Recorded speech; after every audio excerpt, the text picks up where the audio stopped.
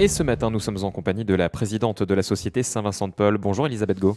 Bonjour. Merci d'être avec nous alors que l'actualité de la Société Saint-Vincent-de-Paul est très riche en ce moment. Vous allez un peu dépasser vos missions habituelles d'aide aux démunis. Vous allez proposer de nouvelles choses dès ce mois-ci, notamment des conférences. Pourquoi ce choix d'élargir finalement votre champ d'action ?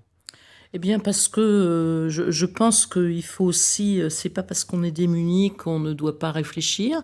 Je pense qu'il est important pour nous d'être un petit peu les vecteurs d'échange et de réflexion pour tous. Et donc, si vous voulez, notre histoire veut qu'on vend du linge de seconde main, on vend des meubles de seconde main, et puis on voit que, et c'est très bien d'ailleurs, qu'il y a de plus en plus de choses de quartier, de vide-grenier de quartier, etc. Donc ça marche peut-être un petit peu moins bien qu'à une époque. Et puis il faut offrir autre chose, je pense, aux personnes aussi. Les aider, les accompagner matériellement, c'est bien. Les accompagner aussi d'une façon plus intellectuelle et leur faire prendre certaines positions, ou en tous les cas les aider à réfléchir, c'est une bonne chose aussi. Alors je le disais, il y aura 3 conférences, une par mois jusqu'à la fin de l'année. En tout cas, le programme est détaillé pour Fixé, cela. oui. Et ça va aussi annoncer l'ouverture d'un café bouquinerie. Oui, c'est ça. Voilà. En fait, l'idée, c'est le café bouquinerie. Nous avons la chance d'avoir à la Vallée du Tyr un grand centre administratif qui était un petit peu vide et qu'il fallait faire vivre. Donc, l'idée du café bouquinerie nous est venue. Les bouquins sont gratuits, peuvent être pris, ramenés s'ils le désirent ou gardés, peu importe. Et ça sera aussi donc un lieu d'échange, de causerie où on pourra donc aborder certains sujets. Et l'innovation, dès le début de l'année, ça va être la bibliothèque humaine. Vous pouvez nous en dire plus ? Qu'est-ce qu'une bibliothèque humaine ? Alors, une bibliothèque humaine, en fait, c'est un concept qui est arrivé au Danemark. Et c'est un monsieur, donc monsieur Ronny Abigail, qui a donc lancé ça en 2001. C'est une plateforme, si vous voulez, d'échange entre donc des lecteurs potentiels et un livre qui est un livre humain, qui est fait de chair et d'os, et qui va donc exprimer son expérience, et la personne en face pourra lui poser toutes les questions qu'il veut. Donc ça peut être sur la dyslexie, ça peut être sur différents, des troubles mentaux, justement, on parlait de la santé mentale, ça peut être sur des burn-out, ça peut être sur un deuil, enfin, il peut y avoir beaucoup de sujets comme ça, la différence.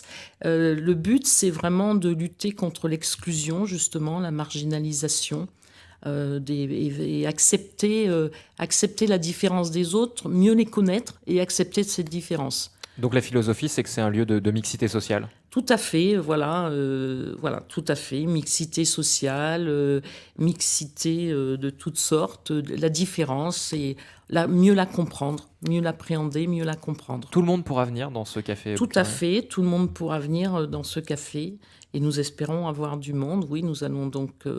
il va nous falloir aussi des livres humains, bien sûr, hein, les personnes qui voudront venir exposer leur vie, leur expérience, voilà, entre 15 et 30 minutes avec une personne en face.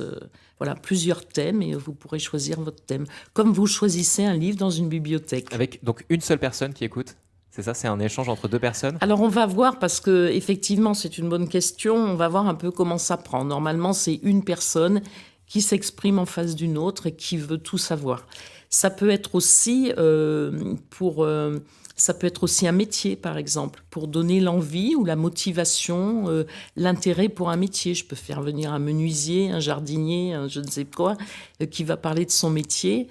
Et ensuite, donc, nos bouquinistes vont étayer la chose avec des livres, donner aussi envie aux gens peut-être de relire, parce que dans notre société maintenant, on lit de moins en moins. Donc, après ce livre vivant, peut-être avoir envie de s'intéresser un peu plus au sujet et de voir des livres. Elisabeth Gau, on va peut-être détailler le programme aussi des Les conférences, oui, puisque ça va bien lancer sûr. un petit peu le Bien sûr. mouvement sur le café. Donc une première conférence avec Élie Poigoun Alors voilà, jeudi. Jeudi, donc c'est demain, jeudi, 12h30. On a choisi ces dates de 12h30, 2h. Ça dure à peu près 1h30. Donc Elie Poigoun, on a la chance d'avoir Elie Poigoun, qui est quand même le président d'honneur de la Ligue des droits de l'homme et qui est membre du comité des sages. Donc il va nous parler de la différence dans la société néo-calédonienne. Voilà, donc ça va être une belle conférence. C'est une conférence débat, hein. C'est vraiment, les gens pourront intervenir, poser des questions. Et Voilà. donc c'est déjà complet? Ah oui, là c'est complet, oui. On a plus de 40 personnes et c'est difficile pour nous d'en recevoir plus. Donc là c'est vraiment complet, oui. En revanche, pour les 2 autres, on peut encore s'inscrire. Il y a Alors, des thématiques très variées. Hein. Voilà, il y a des thématiques variées. Voilà, donc le jeudi 9 novembre, on a l'accompagnement en fin de vie avec Madame Marie Lefex, qui est coordinatrice du réseau des soins palliatifs en Nouvelle-Calédonie. Donc ça, c'est pour novembre. En décembre, le jeudi 7 décembre, on a toujours fait ça le jeudi, les dons d'organes avec Madame Véronique Biche, et puis 2 greffés qui viendront aussi pour donner donc leur expérience. Elle est coordinatrice des dons d'organes au Medipôle. Voilà, ça, ce sont vraiment les 3 prochaines. Tous les mois, on va essayer d'en faire une. Et on en a déjà une qui, pour le mois de janvier, février, on va voir, qui sera avec le consul, l'ancienne consul honoraire du Japon, qui est présidente de l'Association des Japonais en Nouvelle-Calédonie, et qui va nous parler de l'histoire méconnue des Japonais en Nouvelle-Calédonie. Donc, vous voyez, c'est assez vaste, en fait. Hein, ça peut intéresser plusieurs publics. Alors, pour s'inscrire, comment on fait? Ah ben c'est simple, 272, et on s'inscrit.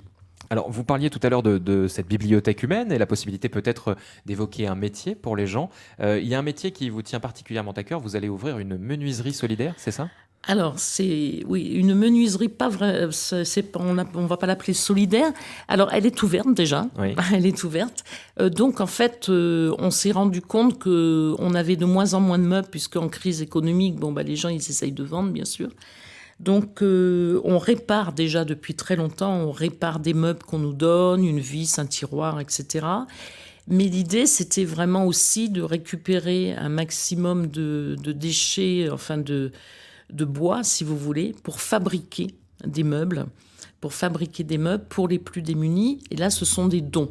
On ne vend pas même à petit prix. Là, ce sont des dons qu'on fait. Donc, ces gens-là nous sont répertoriés par les CCAS, par les assistantes sociales, etc. Ce sont des gens vraiment très, très démunis.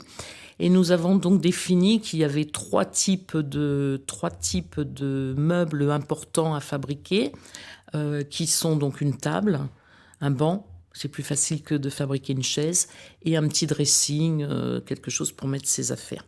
Donc ça a été fait. Donc grâce à des subventions, bien évidemment, grâce à la subvention de la province sud et la subvention du FDVA, on peut effectivement avoir la chance d'avoir des menuisiers qui viennent chez nous 1 fois par semaine, 4 heures par semaine, et qui sont en train de former nos bénévoles pour effectivement apprendre, faire de la réinsertion ensuite, apprendre à certaines personnes donc ce travail de la menuiserie et venir nous aider bien sûr. Vous parliez tout à l'heure de la santé mentale. Nous sommes en train de voir une convention avec le CHS justement pour les gens qui ont fait des burn-out ou des choses comme ça et qui ont besoin de reprendre confiance en eux par le travail manuel. Donc, bien sûr, tout ça, c'est encadré, bien évidemment. Hein. Et un travail qui a particulièrement du sens, puisqu'ensuite, c'est redistribué. Voilà, un travail qui a du sens, puisque ça va directement aux gens les plus démunis, gratuitement. Alors, vous évoquiez tout à l'heure le fait de refaire des meubles, de les rénover. Vous postez d'ailleurs un certain nombre de photos des réalisations de vos bénévoles sur Facebook. On voit vraiment qu'il y a de très jolies choses chez vous. Merci, oui, effectivement. Alors, parallèlement à ça, effectivement, il y a Décodoc, on appelle ça Décodoc. Donc, c'est un groupe de bénévoles, ils sont à peu près 5-6, il peut y en avoir plus, hein, donc qui rénovent, mais qui customisent les meubles. Donc un vieux meuble, on en fait quelque chose de plus moderne, je dirais. Vous voyez, maintenant c'est moins la mode des bois, des choses comme ça. Donc on va les peindre, on va les customiser, on va refaire des chaises, voilà. Il faut un bon nombre de savoir-faire pour être bénévole à la Société Saint-Vincent-de-Paul? Non, il faut surtout avoir envie d'aider. surtout avoir envie d'aider les autres. Et puis chacun a des compétences en lui, et en fonction de ses compétences, c'est vrai qu'il peut vraiment trouver beaucoup de choses à Saint-Vincent-de-Paul. Alors, on le voit bien, c'est très varié, c'est très divers Mmh. depuis tout à l'heure. Il y a aussi des ateliers pour les seniors, notamment des ateliers informatiques. Ça aussi, c'est Alors, important pour vous, pour l'inclusion des personnes âgées. je vois que vous êtes très bien renseigné. Donc effectivement, on monte là avec la maison de l'étudiant et l'université. Nous sommes en train de monter donc des comment je vais dire Des ateliers, des groupes? des ateliers, Ouais. des groupes. Là, c'est pour que ça soit intergénérationnel, vraiment. Bon, on sait tous que les seniors, ils ont un petit peu de mal avec l'informatique, et les étudiants, ils surfent là-dessus très facilement. Donc, en fait, ça va plus loin qu'un apprentissage. Ça va créer du lien. Voilà, c'est un lien intergénérationnel qui est important aussi. Donc, c'est des petits étudiants qui vont venir apprendre le b.a.-ba de l'informatique, de la téléphonie aussi, parce qu'on a pu remarquer qu'il y a beaucoup de personnes âgées qui ont beaucoup de problèmes avec leur téléphone. Et là, c'est un échange qui va dans les deux sens, je suppose. Là, c'est un échange aussi, hein, c'est important. Les plus âgés qui auront certainement envie de parler aussi de leur expérience, les jeunes qui vont apprendre, voilà. On veut vraiment faire de cette maison aux Anames, qui est notre maison, notre centre, on veut vraiment faire un échange intergénérationnel et interethnique aussi. C'est très important pour nous. Elisabeth Gaulle, la Société Saint-Vincent-de-Paul se porte bien en ce moment en termes de bénévoles, de financement. Vous arrivez aujourd'hui à fonctionner, parce qu'on voit que vous avez énormément de projets dans les tuyaux. Alors, on est quand même aidé par des subventions. On gagne un petit peu avec nos magasins, nos épiceries solidaires.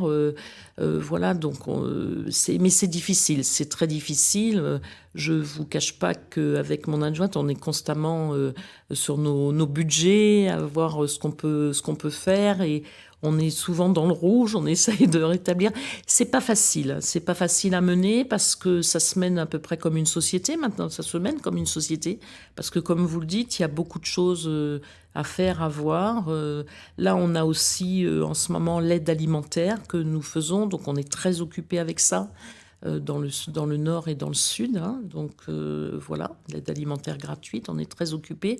Et puis on manque cruellement, comme toutes les associations d'ailleurs, on manque cruellement de bénévoles. Donc là, si je peux me permettre, je vais faire un appel aussi aux bénévolats qui viennent nous voir, les personnes qui s'ennuient ou qui s'ennuient pas d'ailleurs, qui viennent nous voir. On aura toujours quelque chose à leur donner en fonction de leurs compétences et en fonction surtout de ce qu'ils ont envie de faire. Et du temps disponible. Et du temps disponible, mais je crois que tout le monde peut avoir un petit peu de temps, même ceux qui travaillent, il y a toujours un petit peu de temps. Je rappelle le numéro 272 272, C'est cela. si jamais on veut se renseigner. Voilà. Merci beaucoup, Elisabeth Gaulle, d'avoir été avec Merci nous. à vous de m'avoir invité, merci.